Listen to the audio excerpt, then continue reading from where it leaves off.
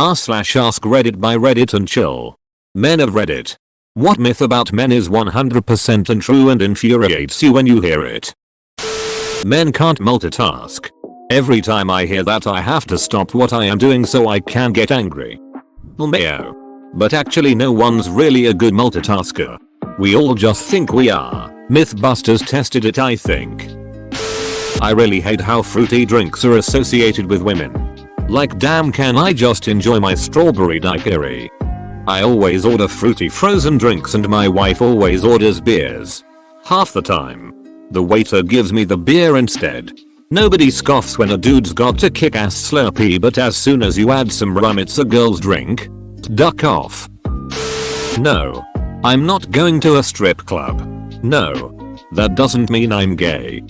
See also. Hooters. That place ducking sucks, and the last 2 times I was dragged there I had beer spilled on me by the wait staff because they hire based on flirting instead of the ability to actually serve ducking food. Men can't show emotion in public unless it's anger or greed. Or lust. Get too close to a child and you are automatically branded a pedophile. I work as low-tier manager in toy store. And even though I have company t-shirt and name tag, people still ask me if I work there. People still look at me weird when I am going around the store doing whatever. It's sometimes hard to ignore. I just hope people will understand that working at my dream job doesn't mean I want to do stuff to their kids. It hurts sometimes. Edit. Thanks so much for all the comments and my first silver. If I don't answer immediately I am sorry, but sleep calls and I got work tomorrow. Have a great day, Redditors. I want to wish you all Merry Christmas, and to someone who works in toy store, piece of advice. Buy toys now, give it few weeks and everything popular will be gone. Much love. I used to eat my lunch at a local lake that has a park next to it. I would park facing the lake with the park behind me. I just sat in my car, listened to podcasts and ate my lunch. One day a lady called the cops on me for being suspicious. Said she was afraid for her children's safety. Luckily the cop was cool and told the lady I was free to eat there since it was a public place. But I didn't really want to risk getting a not cool cop in the future. So goodbye calming lake. Hello depressing parking lot. Edit. I appreciate the support.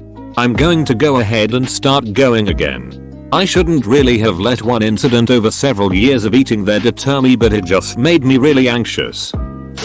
Man who works at daycare are pedophiles every year. There are people who complain I work there.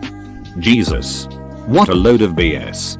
As if guys can't be nurturers who like children or even just work there because they need the job. Erections mean we want sex. Even as adults. They can still be random. Or lack of erection meaning we don't. Daughter to a single dad here. There was this myth I discovered when I was young. It's something almost all my female friends were told. But thankfully not me. The myth is the belief that there are such things as girl business where only your mom or other older females in the family should help you with. As the only girl in the house growing up, my dad helped me understand and deal with a great many girl business problems. Meanwhile all my friends had their moms to handle it for them. When my friends found out my dad was sort of in charge of handling those with me, they were shocked. They asked me why I didn't have an aunt or grandma to help instead. Well, my aunts all live at least 10 hours away and grandma is even further. I began to realize over the years that there might actually be negative side effects to this girl's only way of thinking. Sure, having another female assist you with those issues might be less awkward and embarrassing. But there's already an inherent awkwardness and embarrassment associated with it. Learning to overcome the embarrassment is part of growing up and accepting your body. Furthermore, I have since grown up and began studying psychology and done some research into this further for my studies. I'd have to do a more in-depth and wide-reaching survey and analysis to come to findings I'd be comfortable with being peer-reviewed. But I have a theory that the girls-only mentality causes relationship issues later in life. Young girls grow up thinking that there are some aspects of womanhood men not only don't understand but can't understand.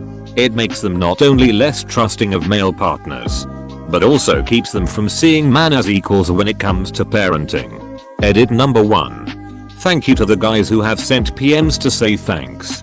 And to the few who asked for some advice, I wish you the best of luck. Thanks for the gold.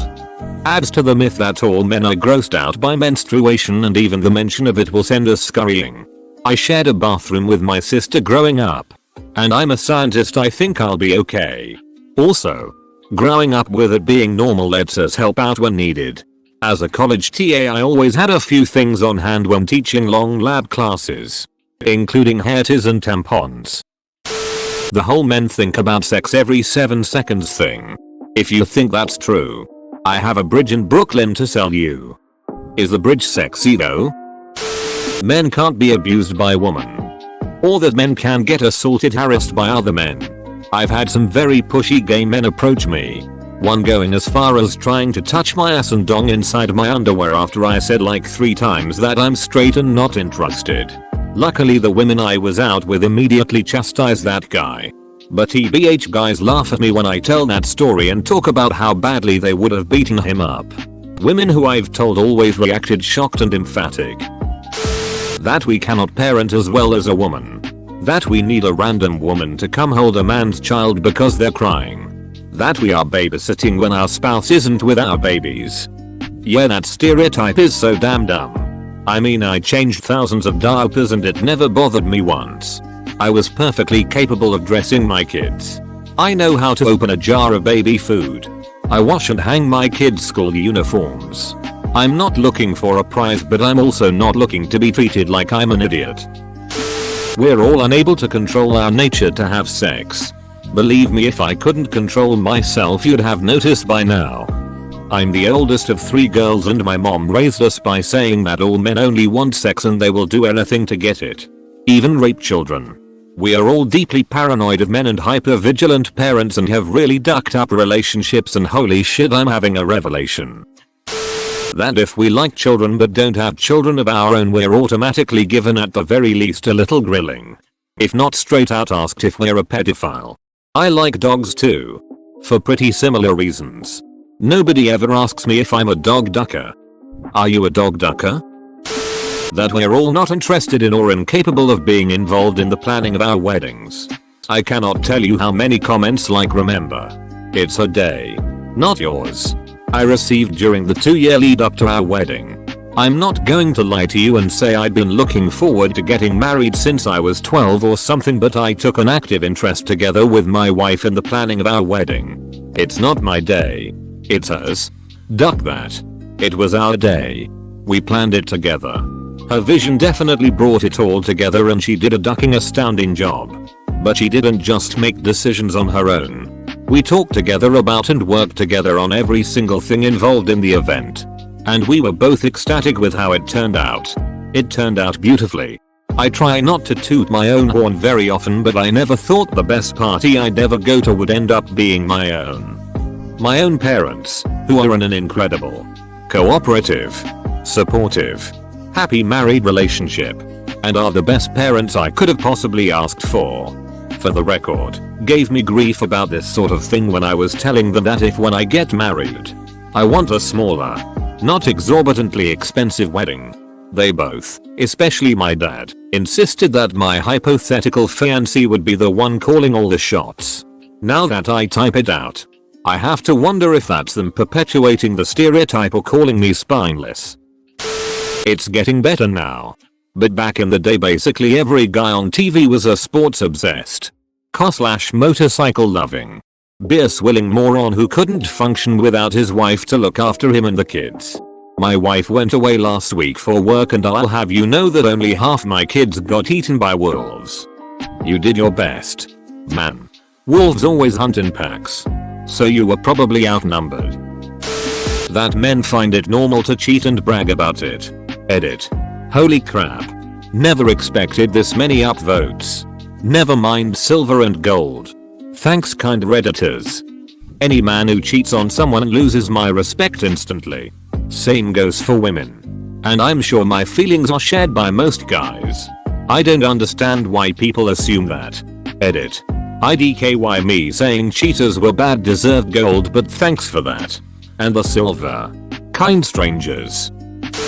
Men think about sex every X amount of seconds. I'm a grown man with a life. I have more to think about than just sex. Agreed. I also just thought about sex. Men just wait around for a woman to inform them that they are now dating. I'm not trying to claim that women come up to me in bars especially often. But on the rare times they do, there is a definite sense of, I am under no obligation to actually attract you as a mate. I exist and am female. And therefore by default you want to date me. Once, when I tried to politely decline, the woman chastised me in the bar for 5 minutes demanding to know what my excuse was. What reason I could give her. She simply assumed that the default was that I, as a man, want to date any woman. And that I have to justify not being attracted to a specific one. Had a woman approach me in a bar the other night. And about a minute into conversation I let her know very matter of fact that I needed to be somewhere so I wasn't hanging around. She just stopped and said, "You don't fancy me?" I said, "Sorry. I've got to go."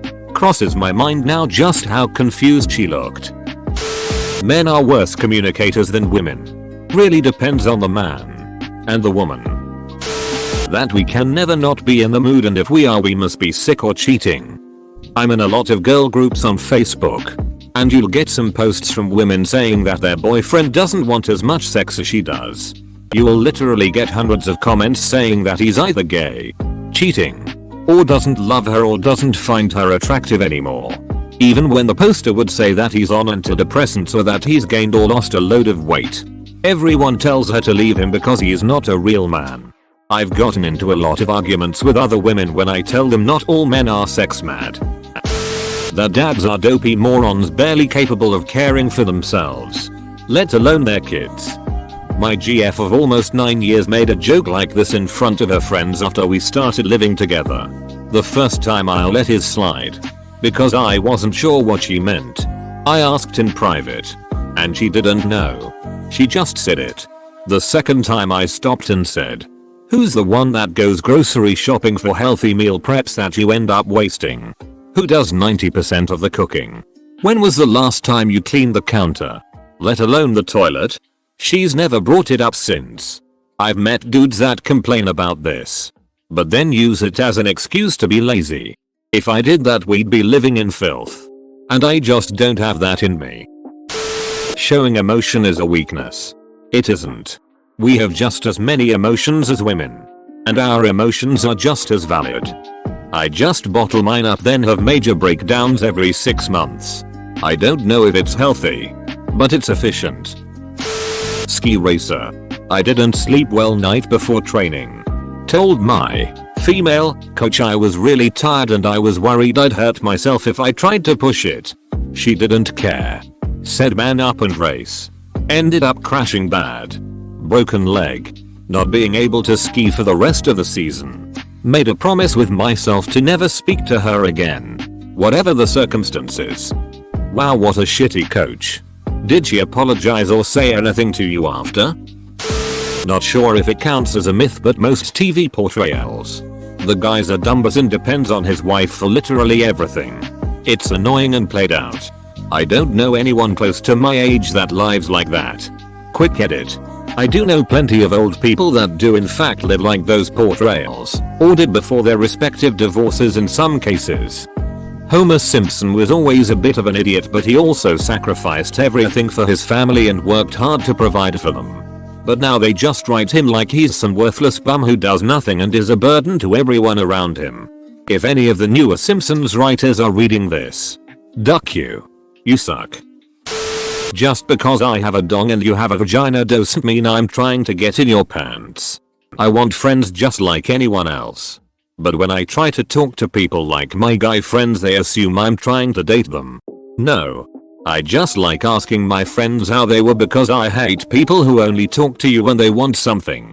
So I talk to everyone as a show of you are my friend. Not the services you offer. Just because I have a dong and you have a vagina doesn't mean I'm trying to get in your pants. I was at a festival recently and offered a chick some water since it was hot AF out. Her friend stormed up to me and screeched she has a boyfriend. Without saying a word I turned, looked at her and pointed to the 3 different rainbow objects on my body. Then to my husband standing next to me. She looked like oh fuck. A few minutes later the girl I offered water to came up and apologized to me over it.